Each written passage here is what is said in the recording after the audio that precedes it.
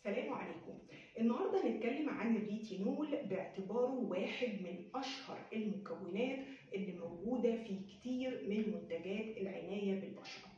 الريتينول ده واحد من مشتقات فيتامين أ، بيعتبر مادة فعالة ضد الشيخوخة وبيجدد خلايا البشرة، لكن خلي بالك إنه لازم يستخدم تحت إشراف طبي، ولازم يستخدم بالتدريج وبتركيز مناسب حسب نوع بشرتك علشان ما يحصلش تهيج منه.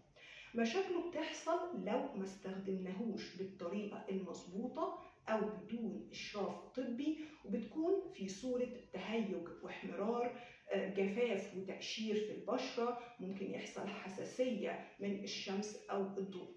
لكن لو استخدمتيه بالطريقة المظبوطة هتاخدي منه فوائد كتيرة جدا، وده اللي هنتكلم عنه في الفيديو اللي جاي إن شاء الله، فوائد الريتينول. تابعينا علشان تعرفي كل جديد. دمتن جميلات.